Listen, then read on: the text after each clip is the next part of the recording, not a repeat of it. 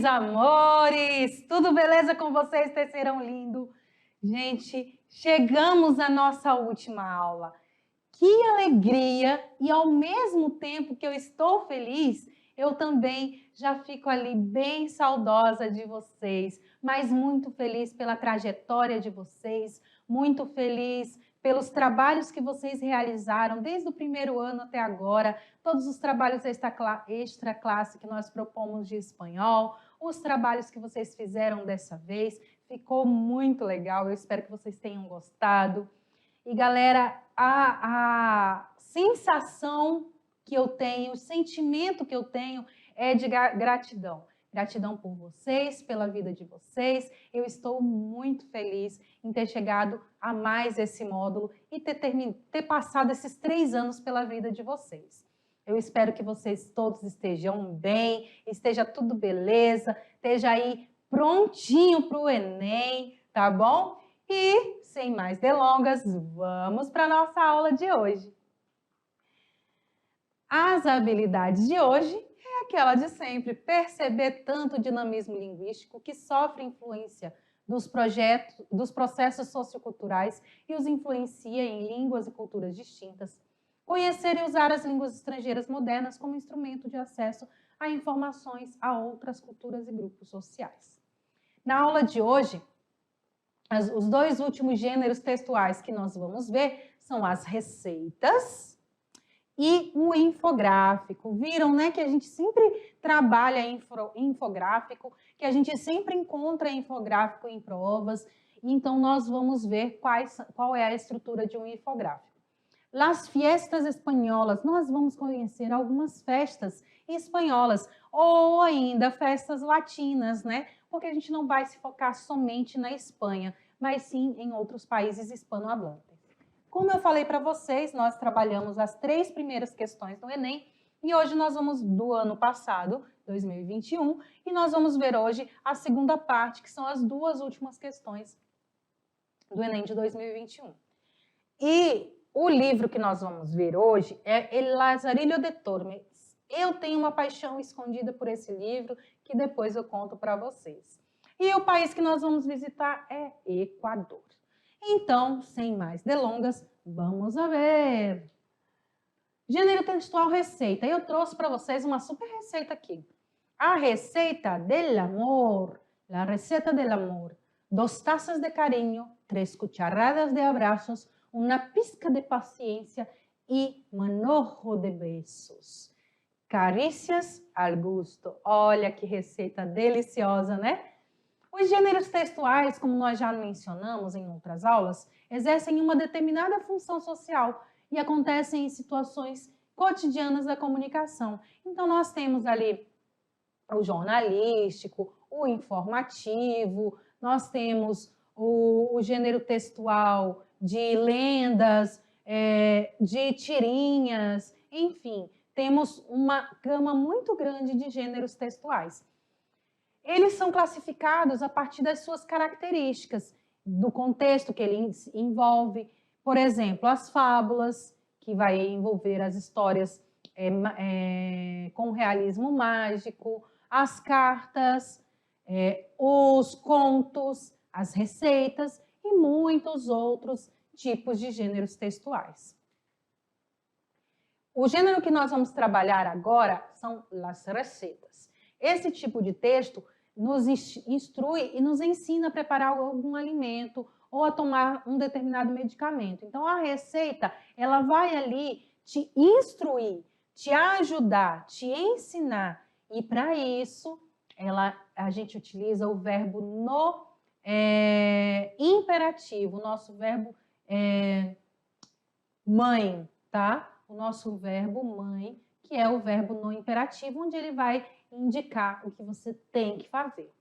As receitas explicam quanto à sua realização, ou seja, a realização de um alimento, detalhando passo a passo, a quantidade de ingredientes, como deve se fazer e qual vai ser o resultado final. Ou ainda, ela também tem o tipo de receita vindo de medicamentos, do médico, que ele vai detalhar o horário, a quantidade, e que medicamento Então, ele vai ali também detalhar esse outro lado. Nós temos a receita para alimentos, receita para medicamentos. As receitas culinárias. As receitas têm umas normas e regras precisas na sua escrita. Se a receita se dirige ao público em geral, ela deveria estar escrita em linguagem simples, linguagem curta. Em muitos casos, pressupõe um conhecimento básico das técnicas de cozinha. Então, por isso que ele vai falar, às vezes, algumas palavras bem típicas da culinária, tá? Então, ele vai falar medidas, vai falar porções, tudo relacionado à culinária. As receitas aparecem geralmente categorizadas em famílias, que se agrupam por ingredientes principal, tipo de preparação, país e assim sucessivamente. Então, por exemplo, tem uma receita de bolo, e aí tem a receita da massa, tem a receita do recheio, tem a receita da cobertura. Então, vem ali os ingredientes da massa, os ingredientes do recheio, os ingredientes da cobertura. E embaixo que tem um modo de preparo que vai ensinar você passo a passo como vai fazer a massa, como vai fazer o recheio e como vai se proceder com a cobertura. Sempre colocando o tempo de preparo, a quantidade de porções e etc. Eles formam parte de um livro de receita, de cozinha. Então, em um livro culinário, você vai encontrar todas essas regras das receitas. E também, na maioria dos livros de culinária, ele tem tipo um glossário, tipo um dicionáriozinho, onde vai dizer algumas palavrinhas que às vezes a gente não conhece, por a gente não dominar tanto as técnicas básicas de cozinha. Então, vem também com algumas dicas. Quais são as características? Denominação do prato ou bebida, acompanhada da sua origem. Então, normalmente, ele vai vir, se você está procurando receitas latinas, ele vai vir dizendo de que país, qual o nome do prato, qual é a sua origem, por que ele foi feito. Tempo de preparo e em algumas ocasiões a complicação valorizada adequadamente contra a sua escala. Então, às vezes vai vir o tempo de preparo, meia hora, 20 minutos, 1h30. É uma comida que ela tem um grau de dificuldade baixo, ela tem um grau de dificuldade médio, um grau de dificuldade avançado. Então, ela vem ali dando essa escala de complicação dessa receita. A lista de ingredientes requeridos com as quantidades e proporções, as ferramentas empregadas necessárias para sua elaboração. Então, em algumas receitas também elas vêm dizendo, para essa receita você vai precisar de uma colher, de uma xícara, de um medidor, de uma batedeira, e assim ele vai sempre dizer o que você vai precisar. Passos a seguir em ordem cronológica. Então, ele vai vir ali no modo de preparo, o passo a passo que você vai seguir em ordem cronológica. O que você tem que fazer primeiro e o que você tem que fazer depois para a sua receita dar certo. Eu trouxe para vocês aqui a receita de lapingachos de quesos. Os lapingachos de quesos, vocês vão precisar os ingredientes: uma pizca de sal a gusto, 6 papas chola grande peladas, uma pizca de pimienta negra al gusto, 2 colheradas de aceite com achiote, media taça de queso fresco. Preparação, que é o nosso modo de preparo. Cocine as papas hasta que estén suaves. Retire as papas de la olla y aplástelas hasta formar un puré. Desmenuce el queso y añádalo a las papas junto con el aceite, sal y pimienta. Mezcle hasta que todo esté del mismo color y forme discos del mismo tamaño. Dore em uma plancha e sirva. Então, ele está ensinando a fazer esse prato que vai levar sal, batata, pimenta do reino, azeite e queijo. Então, ele vai dizendo o que você tem que fazer, que primeiro você vai cozinhar as batatas, depois você vai fazer um purê com ela, depois você vai acrescentar o queijo cortadinho ou ralado, depois você vai juntar tudo com sal, pimenta e azeite, mistura tudo até ficar tudo da mesma cor, forme discos do mesmo tamanho e doure em uma assadeira e sirva. Simples assim. Legal, né? Então, esse é um prato bem gostoso que, se você quiser fazer, faz aí e me conta se ficou gostoso. É bem simples. Quase todo mundo tem tudo isso em casa, né? Então, se você tiver, faz e me conta. Agora vamos lá para o gênero textual infográfico. Os infográficos, a gente já viu alguns deles no decorrer das nossas aulas, no Se Liga no Enem, ou então em outra questão que mostrava informações. Na última aula, na aula 21, nós vimos o infográfico e através dele nós tínhamos 3 perguntas, lembram? Pois é, que é ali sobre os celulares, né, o uso do celular.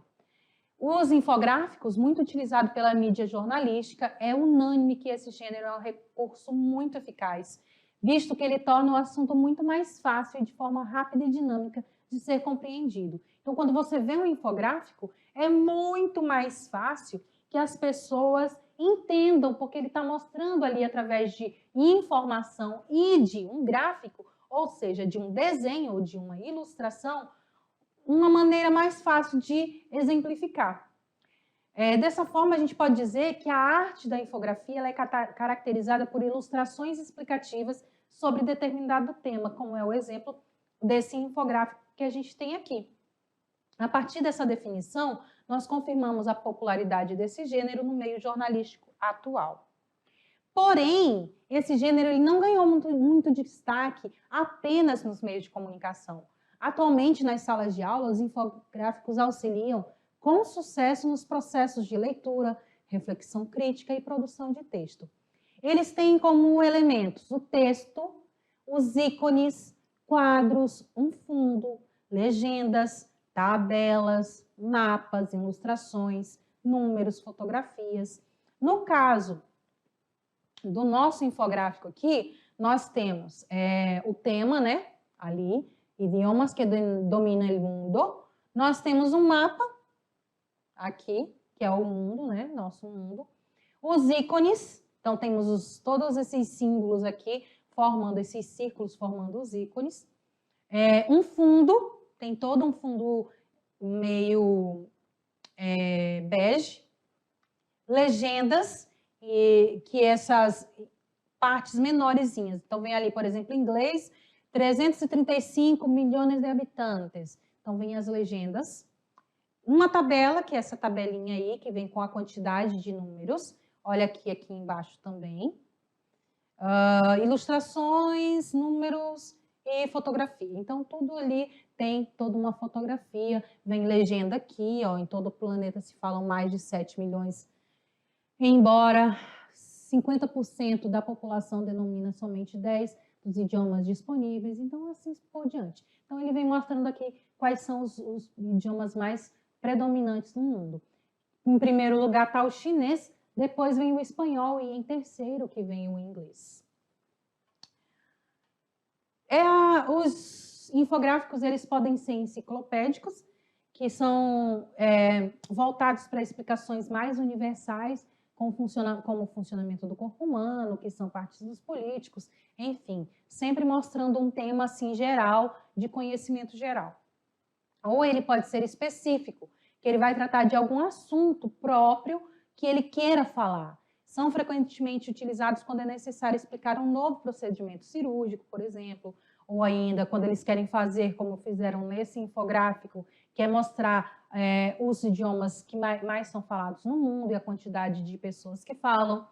Após algum outro acontecimento, é necessário retratar como é o novo cenário de determinado local também, entre outras situações. Quando ele está voltado à política também, que são específicos, aqueles gráficos que mostram a quantidade de votos válidos e a previsão, as pesquisas de Ibope.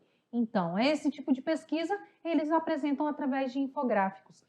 Quando estava no auge da pandemia, todos os jornais mostravam os infográficos ou os gráficos de como estavam o decorrer, a quantidade de pessoas infectadas, que se curaram, quantidade vacinada e assim sucessivamente. Certo? Tranquilinho com vocês? Tá tudo belezinha? Conseguiram compreender a diferença dos dois? e como a gente vê esses tipos de gênero textual e a gente olha com outro olhar, porque a gente nunca pensa que um livro de receita, ele é um livro com gênero textual. A gente nunca pensa, quando a gente pega uma receita, que ali é um gênero textual completo, que um infográfico também é um gênero textual. Mas tudo na vida tem texto, tem informação, tudo que vai passar alguma informação, alguma ideia, ele vai ser um tipo de gênero textual. Belezinha? Então, simbora lá para nossas festas latinas. Então, vamos lá no nosso slide. Deixa só eu passar aqui para vocês. As festas espanholas. Os espanhóis, eles são muito festivos. Não só os espanhóis, como todos os hispanohablantes, todos os países, os 21 países falantes de língua espanhola, eles são muito festivos já por natureza. Perfeitamente capazes de converter uma reunião familiar em um fim de semana de festa. Embora o grande número de cerimônias e festividades que aconteçam ao longo do ano no país não tem origem tão familiar e tem mais relação com a rica diversidade de atividades religiosas e econômicas que deram lugar a um bom punhado de tradições diferentes. Isso em relação às festas na Espanha. A tomatina é uma festa muito conhecida na Espanha. A tomatina, o nome já diz tudo, né? Você pode escutar diferentes nomes, então tem tomatina, la tomatina, te tomato fight, ou a briga de tomate, e assim sucessivamente. Essa festa ela consiste em quê? Ela consiste em atirar tomates pelas ruas de Buñol. A festa ela é conhecida por ser realizada no mês de agosto e tem uma história bem peculiar, uma história bem bacana. Ela se iniciou no ano de 1945, quando alguns jovens assistiam o desfile de gigantes e cabeçudos na Praça de Pueblo. A festa simula uma verdadeira guerra e com isso o cenário fica todo avermelhado. Mas não se preocupe, o tom vermelho não é de sangue, mas sim de tomate. Então começou lá, em 1945, que eles tinha esse desfile de gigantes e os cabeçudos, e eles começavam a fazer guerra. Mas como? Exemplificar como se estivesse tendo uma guerra. Mas o que eles iam tacar um no outro que não ia machucar, que não ia ferir? Então eles tiveram a ideia de tacar tomates. E aí tudo fica vermelho, vira um ketchup todo. Essa é uma festa muito famosa. Corrida... Ah tá, essa aqui já é outra, disfarça. Então, fica tudo vermelho, a cidade fica tudo cheirando a tomate, a molho de tomate, a ketchup, enfim, todo mundo. Você pode ver ali pela foto, as pessoas sem camisa, todo mundo melecado de tomate. A outra festa espanhola é o San Fermín. É uma festa de corrida, onde os malucões correm de touros pelas ruas de Pamplona.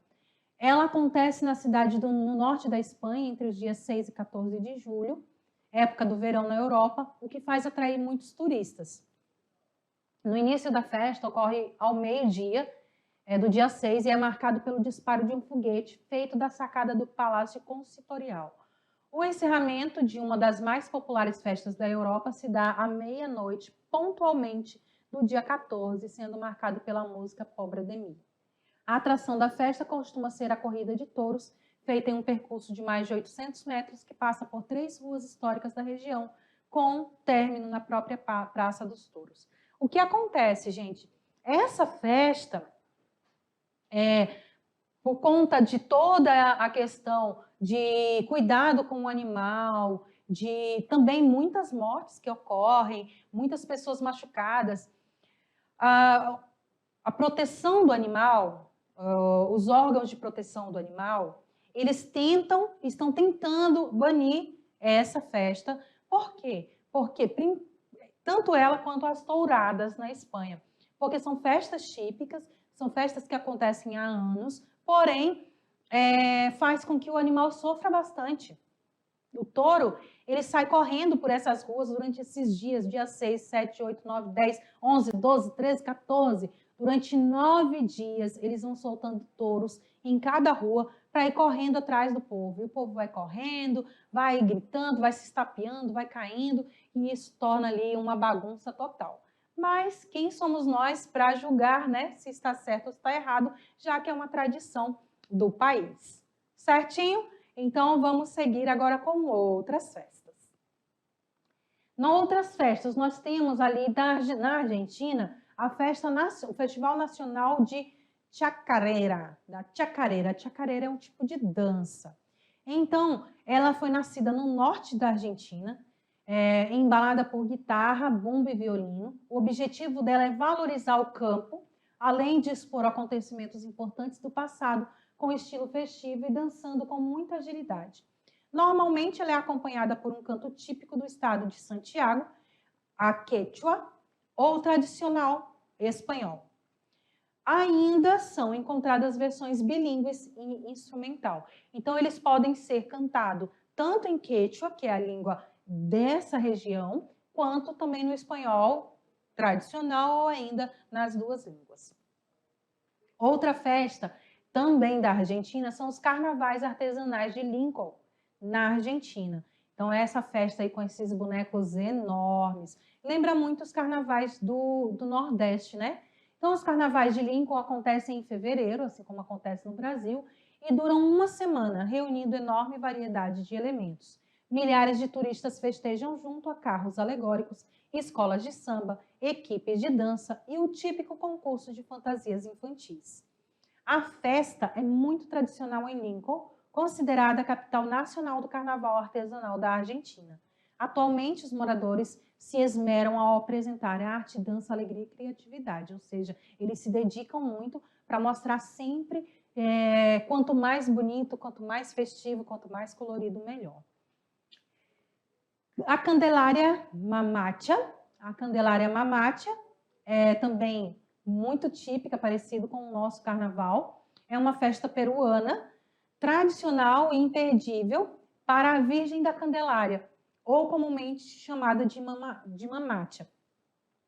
Ela ocorre em Puno, bem às margens do fabuloso lago Titicaca. Faltou outro CA aqui. Titicaca. A origem da Candelária Mamacha está associada aos ciclos agrícolas indígenas, assim como as atividades mineradoras por parte dos colonos na região. Então, eles utilizavam essa data para comemorar toda a colheita, toda a produção e também a produção dos minérios. A mistura resultou em novas danças e crenças do povo, como a diablada, principal dança do festival, que é essa aqui que vocês viram, eles com máscarazinhas de diablo. Acredita-se que ela nasceu após um grupo de mineiros ficar preso em uma mina. No desespero, eles renunciaram suas almas à salvação da Virgem da Candelária. Então, essa é uma das histórias de como surgiu essa festa e por que ela leva esse nome de diablada. Temos também o Dia da Nossa Senhora de Guadalupe. Esse é muitíssimo comemorado onde? No México. Então, no dia 12 de dezembro, multidões vão até a Basílica de Guadalupe, na Ciudad de México, para homenagear a padroeira do país. Um momento muito emotivo, e quando centenas de mariachis cantam para ela Las Mañanitas, música mexicana de parabéns aos aniversariantes. De acordo com a tradição oral mexicana, o segundo texto do documento histórico do Vaticano e outros encontrados ao redor do mundo em diferentes arquivos, acredita-se que a Virgem Maria apareceu em 4 ocasiões ao índio San Juan Diego, no Monte Tepeyac. E em uma 5ª ocasião, o Juan Bernardino, tio de Juan Diego. Também do México, que eu também já comentei com vocês, que é baseado aquela animação que a gente trabalhou na última aula, que eu comentei na última aula, Viva a Vida é uma Festa, o Dia de los Muertos, também uma festa típica mexicana, muito conhecida mundialmente. Essa celebração dura mais ou menos entre o dia 28 de outubro até o dia 2 de novembro, que aqui no Brasil é o Dia dos Finados, e tem como protagonistas crânios açucarados, de cores vivas, flores, chamada de sutil, é isso aí, tiempo sutil, pães decorados temáticos, altares repletos de elementos simbólicos e de fotos dos entes queridos que se foram, e desfile de diversos esqueletos. É costume ir ao cemitério visitar os túmulos dos entes queridos e preparar altares com alimentos, velas, flores e outros elementos. Eles também levam para o cemitério a comida favorita do morto e também cantam as músicas favoritas do morto. Então, vira uma festa só no Dia de los Muertos. Diz que somente nesse dia as almas podem voltar do além para estar perto dos seus. A origem. De onde é que veio essa história do Dia de los Muertos? A história da celebração desse dia é de origem indígena e já existe desde os tempos dos astecas e dos maias. No início, essa comemoração era realizada durante todo o mês de agosto. Quando os colonizadores espanhóis chegaram, ficaram ali chocados com esses rituais pagãos dos índios. E assim alteraram a data comemorativa para o fim de outubro e início de novembro, de forma que transformassem elas mais próximo ao dia de Todos os Santos e o dia dos Finados, que são dias mais católicos, né? Celebrados dentro do catolicismo e não dentro do paganismo, que é o dia 1º e dia 2 de novembro, respectivamente. Então, a gente pode perceber que, assim, muitas festas, existem muitas outras, viu, gente? Muitas festas, muitas danças, muitas cores, muitos carnavais em todos os países latinos que representam ali a cultura, a história daquele país, e tudo é muito válido, tudo é muito lindo, e assim a gente pode aprender mais e mais sobre cada país. E ainda voltando a falar do Dia de los Muertos, muitas pessoas não acreditam, muitas pessoas criticam, mas é da cultura deles. Eles foram criados assim, desde sempre eles acreditavam que os mortos voltavam nesse dia e vai ali se perpetuar por muitos e muitos anos. Certinho? Tudo belezinha? Vamos encerrar a história de festas por aqui e vamos falar de Enem? Então, vamos lá, galerinha, vamos analisar as duas questões do Enem do ano passado. A questão número 4, um texto, claro, chamado Amuleto. Então, vamos ler. Lo único cierto es que llegué al México en 1965. Llegué a México en 1965. Y me planté en casa de León Felipe y en casa de Pedro Garcías. Y les dije, aquí estoy para lo que gusten mandar. Y les debí de caer simpática, porque antipática no soy, aunque a veces soy pesada, pero antipática nunca. Y lo primero que hice fue coger una escoba y ponerme a barrer el suelo de sus casas y luego a limpiar las ventanas, y cada vez que podía les pedía dinero y les hacía compra. Y ellos me decían con este tono español tan peculiar: es musiquilla distinta, que no los abandonó nunca, como si encircularan las setas y las ses, y como si dejaran a las heces más huérfanas y libidinosas que nunca. Auxilio, me decían, deja ya de trasecar por el piso. Auxilio, deja esos papeles tranquilos, mujer, que el polvo sempre se va avenido com a literatura. Então, ali tem uma história de uma mulher, né, que foi para o México, que ela chegou no México em 1965, e ela diz que ela ficou na casa de León Felipe e de Pedro Garfias. E desde quando ela chegou lá, ela pensou assim, não, eu preciso ser simpática, porque eu não sou grossa, eu não sou antipática. Por mais que às vezes pareça, mas eu não sou. E esse aqui, ó, é um autor que a gente trabalhou na aula 21, o Bolânio, tá? E aí ela começa, assim que ela chegou nas casas deles, ela já pegava uma vassoura, já ia varrendo, limpando as janelas. Cada vez que ela podia, ela pedia dinheiro deles para fazer compras no mercado, para fazer comida, enfim, para ser útil, já que eles estavam ali aceitando ela na casa deles. E eles diziam, com um tom muito peculiar, com uma musiquinha distinta na voz deles, que como se eles circulassem os Zs e os Cs, Zetas e Cs, e como se eles deixassem os S's órfãos, ou seja, sozinhos. E eles diziam, para com isso, para de ficar esfregando o chão, você vai estragar, para de ficar, deixa os papéis em paz, porque onde tem pó sempre vai haver literatura. Então, resumindo, é isso que se dizia esse texto. E aí vem a pergunta. No fragmento do romance, a uruguaia Auxílio narra a experiência que viveu no México ao trabalhar voluntariamente para 2 escritores espanhóis. Com base na relação com os escritores, ela reflete sobre o quê? A variação linguística do espanhol, ela fala sobre a língua deles, a diferença na fala, né, gente? Sujeira dos livros da literatura, ela está falando da sujeira? Não, ela não está falando, pelo contrário. Ela limpa, porque ela quer ajudar, ela quer auxiliar, mas eles dizem que não é para limpar, porque se tem um livro, vai ter sempre poeira.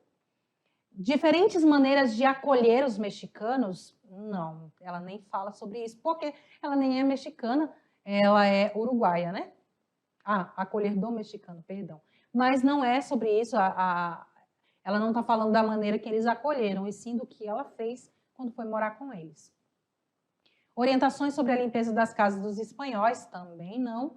E dificuldade de comunicação entre patrão e empregada. Ela nem era empregada deles, ela só estava ali como uma convidada na casa e ela só ajudava na limpeza. E, claro, né, a resposta correta é a variação linguística do espanhol. Por quê? Porque ela vai lá comentando o jeito que eles falavam o Z, o C, e também como eles deixavam os S's muito sozinhos. Na última questão do Enem, nós tínhamos outro texto, que é o seguinte: se reuniram em um volume todas as entrevistas dadas por el poeta e dramaturgo Federico García Lorca. Lorca concedió 133 entrevistas, leyéndolas se sabrá que estavam por detrás de la poética del escritor andaluz. Sobre su obra declaró una de ellas: no he sido nunca poeta de minoría. He tratado de poner en mis poemas lo que todos los tiempos, lo permanente, lo humano, a mí me ataca lo humano, y es el elemento fundamental en toda la obra de arte. Y en otra dijo: hoy no interesa más que una problemática, lo social. La obra que no siga esa dirección está condenada al fracaso, aunque sea muy buena. En su última entrevista de junio de 1936, Lora se muestra profético. Lorca, na verdade. Ni el poeta ni nadie tiene el clave y el secreto del mundo. Quiero ser bueno. Sé que la poesía eleva y creo firmemente que si hay una más allá, tendré la agradable sorpresa de encontrarme con él. Pero el dolor del hombre y la injusticia constante que emana del mundo y mi propio cuerpo y mi propio pensamiento me evitam trasladar minha casa a las estrelas. E a pergunta desse texto era o seguinte: no trecho da resenha de um livro de entrevistas concedidas por Frederico Garcia Lorca, tem por finalidade o quê? Ressaltar a atração do entrevistado pelas questões místicas? Não mesmo. Divulgar a comoção das elites com as obras do entrevistado? Salientar o compromisso do entrevistado com as questões sociais? Exatamente, desde o início do texto vem se falando sobre as questões sociais, que ele não é um escritor só da minoria, que ele está ali lutando pelo povo, que ele está dando voz ao povo.